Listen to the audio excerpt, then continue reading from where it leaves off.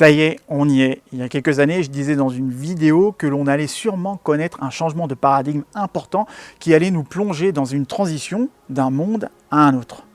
Et ça, c'était en 2016. Nous y voilà les deux pieds dans le plat. Et depuis, chaque semaine, on assiste à une accélération du changement climatique, des tensions entre pays, de la hausse des inégalités, du manque de parité dans nos systèmes, des fake news, la montée du radicalisme, la perte du leadership chez les dirigeants ou managers, et surtout notre incapacité à faire confiance à qui que ce soit. J'ai regardé ce matin le clip Her Song de Michael Jackson.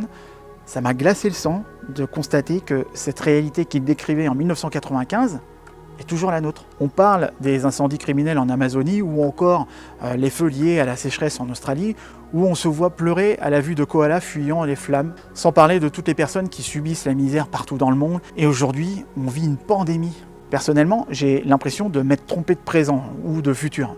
Un peu comme Marty dans Retour vers le futur, où il revient dans un présent où tout a changé, où Donald Biff Tannen dirige la ville, etc. Je me croirais dans un film de George Romero avec La Nuit des Morts Vivants et à la frontière d'un scénario de Tom Clancy. Petite parenthèse, quand j'étais au Japon, ça n'était pas la même.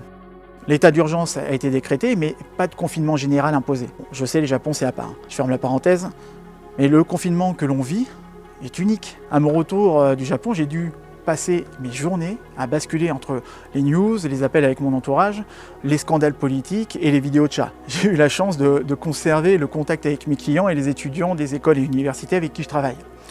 J'ai apporté mon aide pour les amener à se positionner en mode solution plutôt que de rester sur le problème. Car les inquiétudes sont nombreuses et comme je vous le disais dans ma précédente vidéo, il va falloir compter sur ses propres ressources et compétences pour faire face à ce nouveau monde. J'ai toujours cru que nous allions vivre une renaissance à la suite d'une révolution. Finalement, ça sera peut-être un concours de circonstances qui nous amènera à assumer notre rôle de penseur et de créateur pour décider de ce que l'on veut voir naître pour nos enfants. Rester optimiste et pragmatique, continuer de briller tout en laissant les champs des possibles ouverts.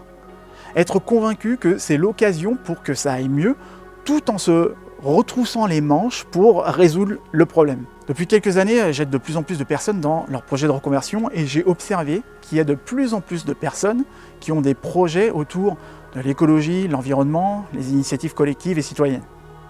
Déjà, beaucoup de personnes ont commencé à se construire ce nouveau monde plus respectueux de l'humain et de son habitat. On parle trop souvent des startups qui lèvent des millions. Et pourquoi finalement? Pour des services dont on n'a pas besoin et qui aboutissent sur de la destruction d'emplois qualifiés, plus de précarité dans les conditions, etc.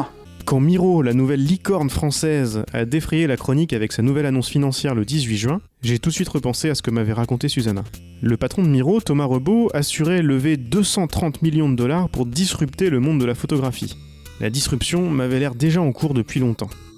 Contrairement à ce qui arrive d'habitude, certains journalistes tech ont fait leur boulot une fois clos les débats sur le nombre de licornes françaises en vie après cette opération.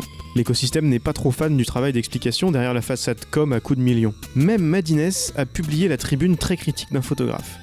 Malgré ça, j'ai eu l'impression que ces photographes, même si on mettait en lumière leurs revendications, étaient traités comme, vous savez, la vieille industrie qui résiste au pouvoir de la tech, des Gaulois réfractaires de la pellicule. Pourtant, cette affaire Miro est un cas d'école de ce que promeut la Startup Nation. Vitesse, efficacité et donc rentabilité seraient forcément de l'optimisation et donc bénéfiques. Quelqu'un comme Thomas Rebaud, tout droit sorti d'école de commerce, semble avoir le profil rêvé de ces start-upers qui ne sont pros d'aucun secteur, que ce soit la photo, la santé, l'écologie ou l'alimentation, mais qui sont des pros des startups et de leurs méthodes à la recherche d'une opportunité business sur n'importe quel sujet pour mettre à profit leurs techniques et gagner beaucoup d'argent. Moins de qualité de service, plus de low cost, à quoi bon?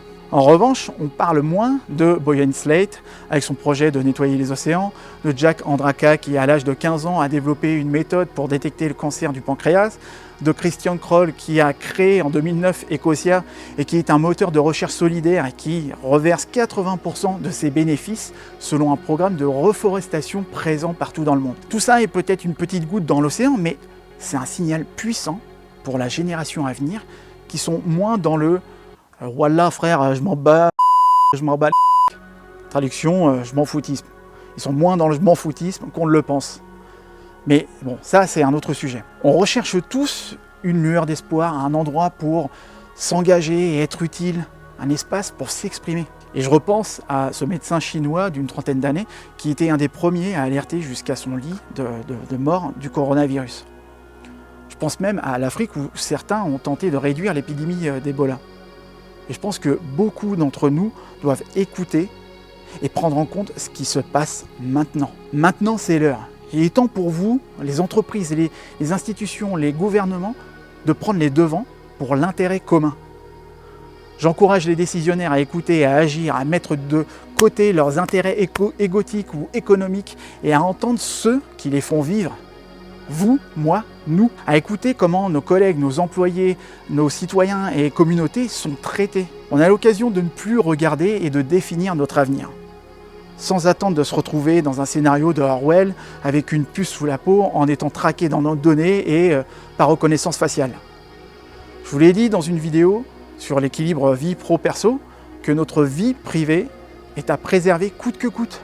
On n'a plus le temps de tergiverser, à faire des réunions inutiles, à intellectualiser tout et n'importe quoi pour éviter de prendre des décisions. Oui, ces moments sont graves, mais ils doivent sérieusement être pris en considération par des actions simples. Les gens veulent des actions simples, décisives, et surtout, ils veulent faire partie de la solution en étant entendus et inclus. Je sais que vous voulez être utile, aider, transmettre, et c'est notre responsabilité de leur demander. Ce qui arrive aujourd'hui restera pour toujours. Ce qui va se passer dans les prochaines semaines sera décisif et sera un reflet de la manière dont nous allons nous épanouir à l'avenir. Nous et les générations futures. Seules les actions comptent. Les mots ne servent qu'à endormir. Je voudrais terminer par une histoire que j'ai partagée lors d'une conférence pour parler d'espoir après les attentats de 2015. J'ai parlé du comportement des oies sauvages. Écoutez bien. D'abord, l'oie sauvage n'est jamais seule. Elle vole toujours à plusieurs. Et aucune oie n'est délaissée. La deuxième chose, en battant leurs ailes ensemble, chaque oie crée une aspiration pour l'autre qui la soulève. Ce qui leur permet de voler sur de plus longues distances. La troisième chose, lorsque l'oie qui est en tête fatigue, elle revient en arrière pour permettre à une autre de prendre la tête du groupe. Et dernière chose, et c'est pour moi le plus poignant, les oies dans le dos criaillent pour encourager celles qui sont en tête à continuer. Pourquoi est-ce que je vous parle de ça ?